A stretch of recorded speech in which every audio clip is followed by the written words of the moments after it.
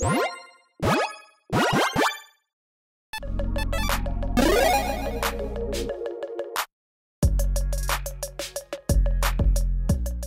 everyone, Mitch coming up with the Commander Score Studio. Welcome to the show. So on this episode, we're going to be talking about something exciting that came out this weekend. Well, okay, I should say kind of came out this weekend because, well, this weekend we had a lot of exciting things happen. There was MagicCon, there were spoilers, there was some news about Standard, and then there was actually some kind of like a spoiler of a spoiler, like some art that basically kind of shows off, what this new character is going to be and, what the art is. And, yeah, this one I am very hyped about and very excited about, even though it is coming out way, way far into the future in Wilds of Eldraine. So today, let's talk about Syr Ginger, the Meal Ender. Now, if you've seen this image or if you're just seeing it now, you might recognize this character. Not probably the horse. I don't think the horse was part of it.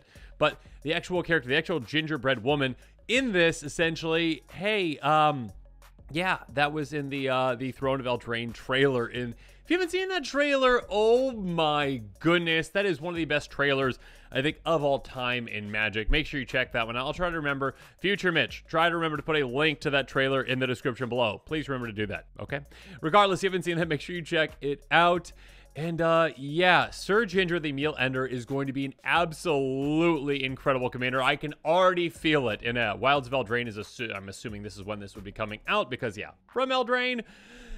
And, again, this art got me thinking, and I could not wait, so I kind of just made up my own version of this. And I kind of like playing this little game where I like to kind of make my own version of a card, if we've seen the art of it or whatnot, and kind of just see how close I can get. So, yeah, comment below throughout this episode. Let me know how close you think I might be, if the card I designed is terrible, if you really like it, what you would change about it. Let me know. So yeah, here we go. Let's jump into the card. And actually, first up, a huge thank you to MTG Design for Existing. You're a fantastic website. And yeah, if you want to make your own custom cards, make sure you check that website out. Because yeah, this is my custom version of Syr Ginger, the Meal Ender. A 2/1 Food Knight, yep, with first strike and death touch that costs black, red, green. And has, whenever a food token is sacrificed, each player sacrifices a creature or planeswalker. So, okay, the reason I've designed it in this way are a couple of reasons, okay? Let's just say that. All right, so 2/1, yeah, it's a gingerbread cookie. Not going to really have that much power or defense, I wouldn't think. Now, that being said, I still want it to be decently effective in combat. So a little first strike, death touch, I think that is quite potent, quite fun, essentially, very protected in combat, hard to deal with in combat, great blocker, great attacker as well. Not that much power, though, so it's not like you're going to be swinging through your opponents and be like, oh, no, the gingerbread cookie's going to hit me and take me out. I mean, you could go Voltron, I guess, just for fun, but, yeah, first strike, death touch, I think was pretty necessary for this one. I think it's kind of a fun inclusion with that, and maybe kind of thinking back on it, maybe I should have some kind of an attack trigger with this as well, but yeah, comment below with your thoughts on that. Regardless, the other part I thought was quite spicy. Whenever a food token is sacrificed, each player sacrifices a creature or planeswalker. This gingerbread cookie wants revenge, if you've seen that. And not just revenge on creatures, but also revenge on, well, a certain planeswalker. And we'll probably see a planeswalker come back in that set, I am sure, as well. But yeah, this basically says, you know what? The meal is over. When food is done, you are done. So that's kind of why I like this. It does apply to you as well. Syr Ginger doesn't care if the creature's on your side or planeswalkers on your side or your opponent's sides. All sides are sacrificing creatures. Now, there are certain ways we can take advantage of that. And also, I guess I should mention that Syr Ginger doesn't care whose food it is. Whoever's food is sacrificed, everyone is sacrificing something probably more precious than just a simple food token. So, yeah, there are plenty of ways that you can go about this. I think this is a very interesting Jund commander. This gingerbread cookie just kind of seemed very Jund to me. Yeah, I mean, the green definitely kind of with food and that kind of stuff as well. Red for angry, and I think the black for kind of like vengeful and just willing to do anything to get to that goal of revenge. So, yeah, those are the reasons why I designed this card in this way. I think it's a kind of fun design. I think you could do some really interesting things with it. Again, you can control the board pretty well by making a good amount of food tokens, sacrificing them when you need to, ensuring that you've got enough sacrifice fodder, essentially, to ensure that you are, well, still staying ahead of your opponents, and also maybe have some fodder that can come back, other ones that can maybe make more tokens, etc., etc. Yeah, this is a pretty good color combination for, Jund aristocrats. So I think this could be a good direction to take this kind of a commander. Yeah, comment below with your thoughts on it. Now, before I kind of wrap things up, I also want to just, with these kind of like quick takes, I do give you my budget buys and pricier picks. And of course, I couldn't help myself but to actually, go through and say, okay, what cards in the budget buys would work well with this one? What pricier picks would work well with this one? So let's jump into the budget buys first. Cards that are less than $1, cards that are within my budget. So, yeah, if this is close to what this commander is going to be, if it involves food, if it involves sacrifice, which I can see, again, involving both of those things, yeah, Witch's Oven would be a great card for this kind of a commander. Tap, sacrifice a creature, create a food token, sacrifice creature's power, toughness. If toughness was greater 4 or greater, create 2 food tokens instead. Basically, small creature gives you 1, bigger creature gives you 2. Again, you are going to have a good amount of creature fodder with this kind of a deck. You're going to have things you actually want to sacrifice, like a sad robot kind of thing. Solemn Simulacrum, you actually have a benefit for sacrificing it that way. So, sacrificing a creature gives you a benefit. With this, hey, make a food token so that you can then utilize that again to control the board, take out creatures. If it's a big enough creature, you get 2 food tokens as well. Next up, Killer Service. I love the flavor of this card. First of all, it's also a very, very, very impactful card with a deck like this. Enters the battlefield, create a number of food tokens equal to the number of opponents you have. That's going to be 3 in most situations, unless you've taken the other player out already. That's going to be 3.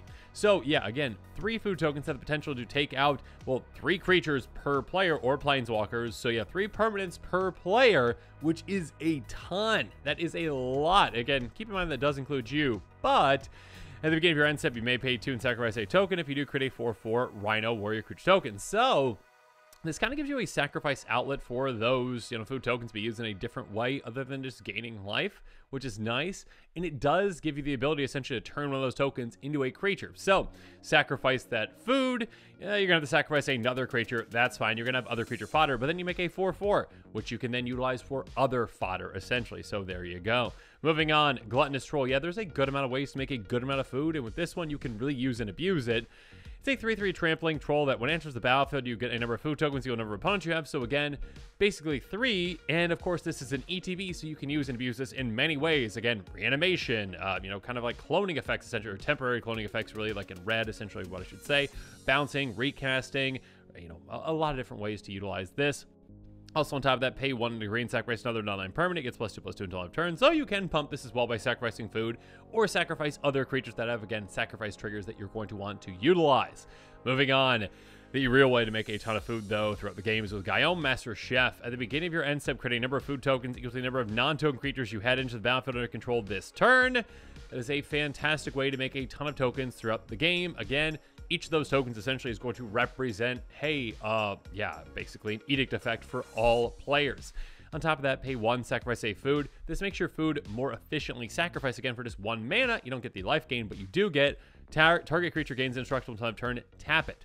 So basically a great way to well protect your own creatures or to tap down your opponent's creatures so you can get through on them. So yeah, Guillaume is a great include with this kind of a commander. Moving on, speaking of great includes, let's also talk about creature fodder. We're going to need a lot of it for this kind of a deck. Dreadhorde Invasion is a good budget one.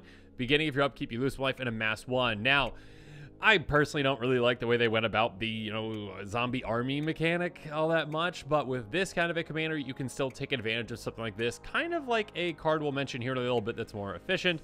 Basically, again, the bad downside to zombie armies is that, well, once you get 1, you're just building up on top of that 1, getting counters on it, making 1 big zombie army.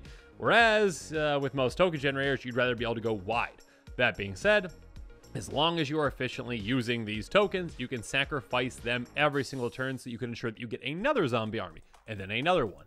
And so, yeah, basically, sacrifice food, sacrifice that token. Next turn, you'll get another zombie army that you can then sacrifice once you sacrifice a food. Next up, Reassembling Skeleton, the king of fodder when it comes to, well, being sacrificed again and again and again. Pay 1 and a black, return from grave to the battlefield tapped.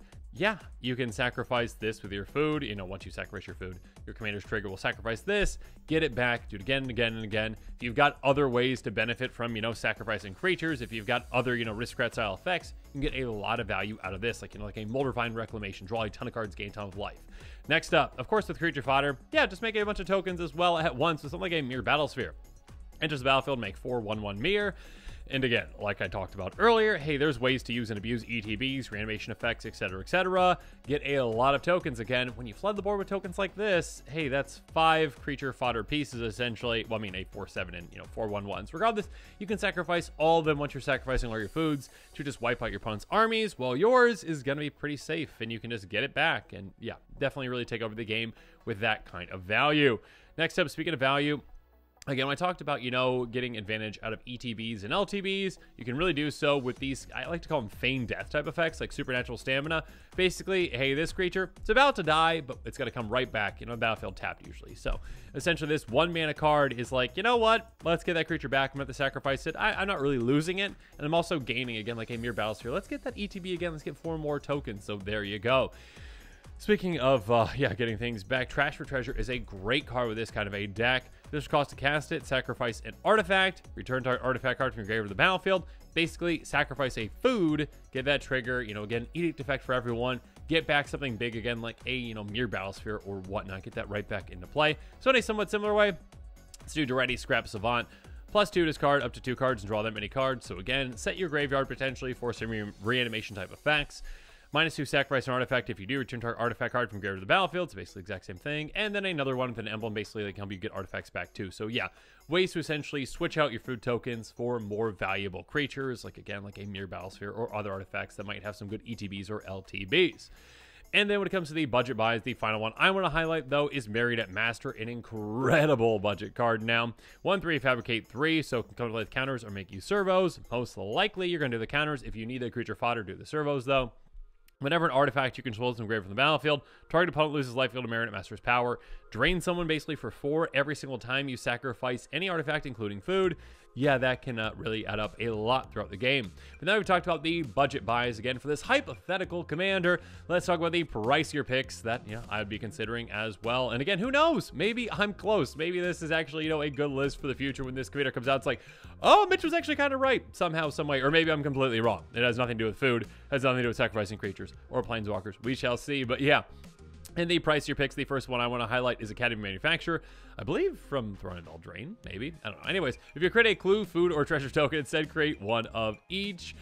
And yeah, basically a great way to flood the board with artifact tokens. And yeah, I mean, every single time you're making those food, being able to get treasures, especially getting temporary mana, is great. Yeah, the clues are nice too. Being able to sacrifice those for card draw, but yeah, free mana essentially with the treasures. Sign me up for that. Next up, speaking of free mana, Tyrant's Provisioner. Whenever a land enters battlefield under your control, create a food token or a treasure token. Usually, for most decks, you'll be creating those treasure tokens, and there are going to be times where you'd want to do that still with a deck like this. But also, hey, just a token generating engine for food. What's not to love about that? Moving on, I have to mention this because if I don't mention it, I get yelled at in the comments below, but yeah. Doubling season type effects like Parallel Lives are great for a commander like this. Obviously, if an effect would create one of our tokens under your control, it creates twice that many of those instead. Basically, double up your food. And of course, yeah, if you've got treasures, clues, creature tokens, yeah, that doubles those too. So yeah, they're expensive for a reason. They're good in a ton of decks out there. Just got to mention it. Or I get yelled at in the comments below like, what about doubling season? And it's like, yes, that's good with a lot of commanders, including this one. So there you go. Moving on, Second Harvest. I love this sneaky instant. It's fantastic. For each token you control, put a token on the battlefield. It's a copy of that permanent. 4 mana, instant speed, just, hey, let's double up all of our tokens. So you can double up creature tokens, of course. You can double up food tokens, treasure tokens, etc., etc. A great card for a deck like this. Next up, kind of talked about this card earlier, at least alluded to, with Dreadhorde Invasion. Bitter Blossom. Yeah, the OG, the much better version of it. Beginning of your upkeep, lose 1 life, get a 1/1 fairy with flying. Yep, that's fantastic. Again, Dreadhorde Invasion, you kind of have to work with it. You have to sacrifice those zombie armies every single turn, essentially, to make the most of it. This one, no, you're just going wide. And again, they are flyers, too, so that's just much nicer. Great creature fodder generator. Next up, though, Bloodghast, a great creature fodder piece itself. Basically, landfall, whenever land is battlefield to control, you bring it back from your graveyard to play. So, there you go. You can sacrifice it, get a land, and play your land for the turn. Play additional land, maybe you've got ways to do that. Maybe you've got ways to ramp as well. You're in green too. Maybe you've got ways to, sacrifice a land like Evolving Wilds, bring another land into play, get it right back. There's plenty of ways to utilize this a ton. Speaking of which, Nether Trader. Whenever the creature is put in grave from the battlefield, you can pay a black. If you do return from your graveyard to the battlefield, you're going to have a lot of creatures die, a lot of creatures hitting the graveyard. Pay 1, get this back into play basically every single time. Just kind of like a reassembling skeleton, but even cheaper, but with that requirement that you need another creature to die to do so. So this can be a great way, again, to just make the most out of creature fodder. Or you can just keep creatures around with, like, you know, Cauldron of Souls. Tap, choose any of target creatures. Each of those creatures gains persistence on a turn. So your non-token creatures are going to be like, yeah, I'll come back into play. Sure, they have -1/-1 counter on me, but I come right back into play, get any other death triggers, any other ETB triggers, you know, and just have extra creature fodder for yourself. In the opposite way, we've got Mikaeus the Unhallowed. Other non-human creatures you control get +1/+1 and have Undying. So essentially the opposite of that. Actually, if you have this Cauldron of Souls, it can be very hard to ever stop, you know, what you're doing to stop your creatures. They have to wipe your board a couple of times to actually do that. Basically, though, hey, get a +1 counter on those creatures when they come back into play. So again, great creature fodder support.